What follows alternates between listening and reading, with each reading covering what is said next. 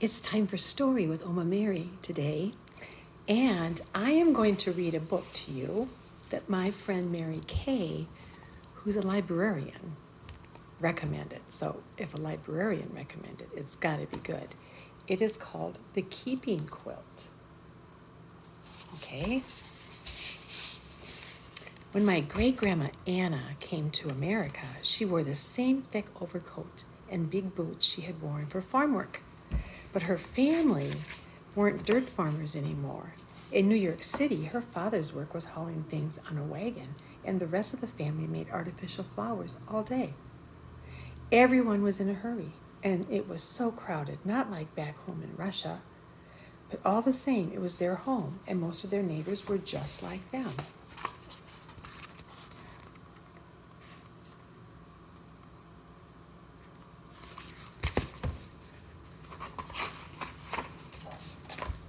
When Anna went to school, English sounded to her like pebbles dropping into a shallow water. Shh, shh, shh. In 6 months, she was speaking English. Her parents almost never learned, so she spoke English for them too.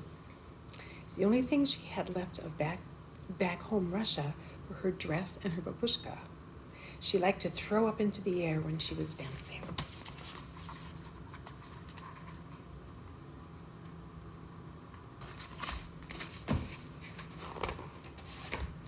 And her dress was getting too small. After her mother had sewn her a new one, she took her old dress and babushka. Then from a basket of old clothes, she took Uncle Vladimir's shirt, Aunt Havala's nightdress, and an apron of Aunt Natasha's. We will make a quilt to help us all remember home, Anna's mother said. It will be like having the family in back home Russia dance around with us at night.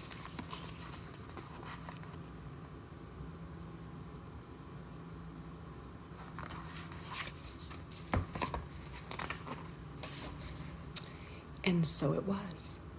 Anna's mother invited all the neighborhood ladies. They cut out animals and flowers from the scraps of clothing. Anna kept the needles threaded and handed them to the ladies as they needed them. The border of the quilt was made of Anna's babushka.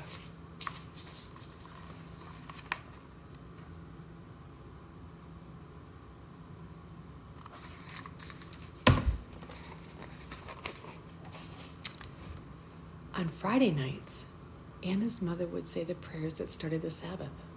The family ate halka and chicken soup. The quilt was the tablecloth. Anna grew up and fell in love with great-grandpa Sasha. To show he wanted to be her husband, he gave Anna a gold coin, a dried flower, and a piece of rock salt, all tied into a linen handkerchief. The gold was for wealth, the flower for love, the salt so their lives would have flavor. She accepted the hanky, and they were engaged.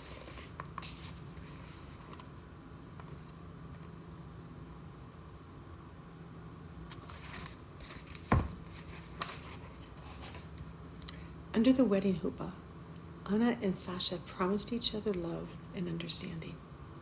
After the wedding, the men and women celebrated separately.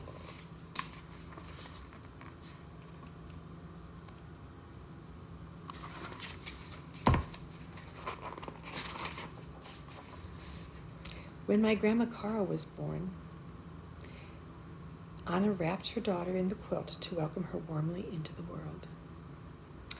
Carly was given a gift of gold, flour, salt, and bread. Gold so she would never know poverty. A flower so she would always know love. Salt so her life would always have flavor. And bread so that she would never know hunger. Carly learned to keep the Sabbath and to cook and clean and do washing. Married you'll be someday, Anna told Carly.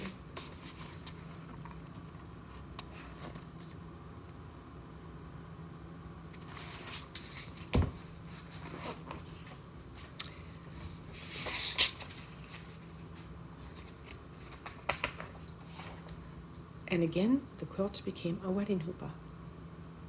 This time for Carly's wedding to Grandpa George. Men and women celebrated together, but they still did not dance together. In Carly's wedding bouquet was a gold coin, bread, and salt. Harley and George moved to a farm in Michigan, and great-grandma Anna came to live with them. The quilt once again wrapped a new little girl, Mary Ellen.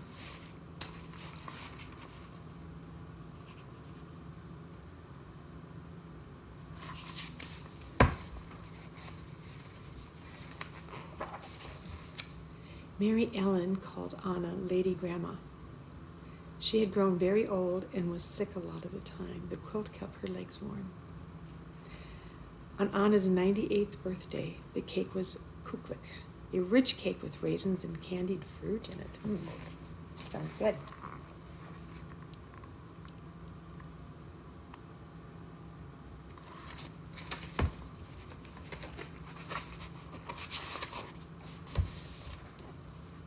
When great-grandma Anna died, prayers were said to lift her soul to heaven. My mother, Mary Ellen, was now grown up.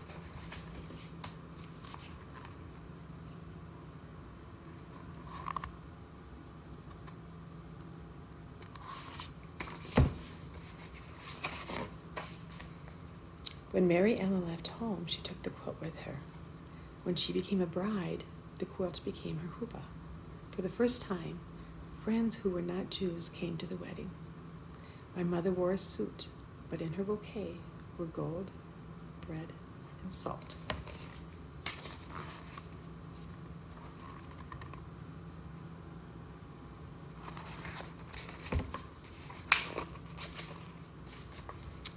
The quilt welcomed me, Patricia, into the world, and it was the tablecloth of my first birthday party.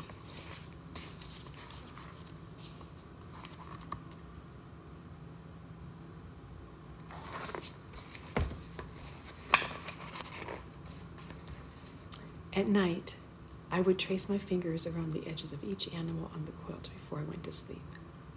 I told my mother stories about the animals on the quilt.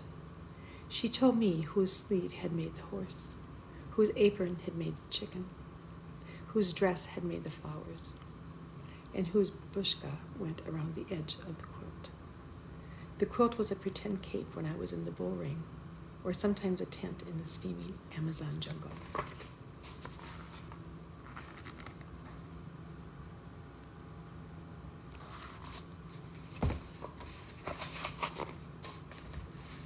At my wedding to Enzo Mario, men and women danced together. In my bouquet were gold, bread, and salt, and a sprinkle of wine, so I would always know laughter.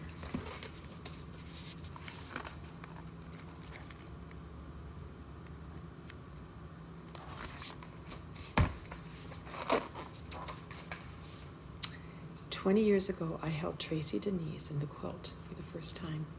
Someday, she too will leave home, and she will take the quilt with her."